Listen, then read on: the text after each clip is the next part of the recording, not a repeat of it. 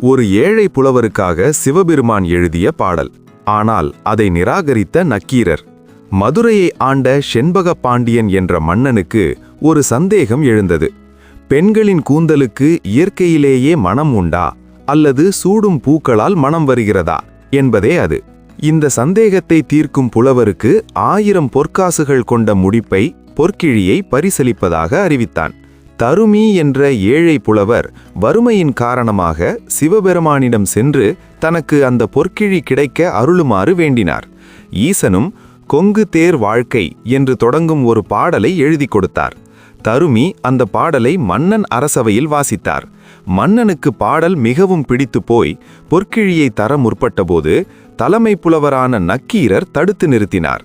இந்த பாடலில் பொருட்பிழை உள்ளது, மனிதர்களின் கூந்தருக்கு இயற்கையில் மனம் கிடையாது என்று வாதிட்டார்.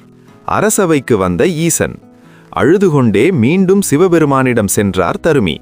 தன் பக்தனுக்காக சிவபெருமானே ஒரு புலவர் உருவத்தில் பாண்டியன் மன்னனின் அரசவைக்கு வந்தார். என் பாடலில் என்ன பிழை கண்டாய் என்று நக்கீரரிடம் ஈசன் கம்பீரமாக கேட்டார். நக்கீரர் சற்றும் தயங்காமல் உம் பாடலில் பொருட்பிழை உள்ளது என்று வாதிட்டார். இறைவியின் கூந்தலுக்குமா இயற்கை மனம் கிடையாது என்று ஈசன் கேட்க, ஆம் கிடையாது என்று உறுதியாக நின்றார் நக்கீரர்.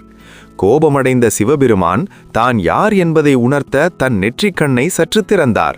நெற்றிக்கண்ணின் வெப்பம் அரசவையை தாக்கியது. வந்திருப்பது சாக்ஷாத் சிவபெருமான் என்று தெரிந்த பிறகும் நக்கீரர் அஞ்சவில்லை. உலக புகழ்பெற்ற அந்த வசனத்தை உதிர்த்தார். நெற்றிக்கண் திறப்பினும் குற்றம் குற்றமே. அதாவது, நீரே சிவபெருமானாக இருந்தாலும் நெற்றிக்கண்ணை திறந்து காட்டினாலும் பிழை பிழைதான் என்பதாகும். நக்கீரரின் நேர்மையையும் தமிழுக்கு அவர் கொடுத்த மாபெரும் மதிப்பையும் கண்டு சிவபெருமான் உள்ளூர மகிழ்ந்தார். இருப்பினும் நெற்றிக்கண்ணின் வெப்பம் தாழாமல் நக்கீரர் அருகிலிருந்த பொற்றாமரை குளத்தில் விழுந்தார். பின்னர் ஈசன் அவருக்கு கருணை காட்டி அவரை மீட்டு ஆசீர்வதித்தார்.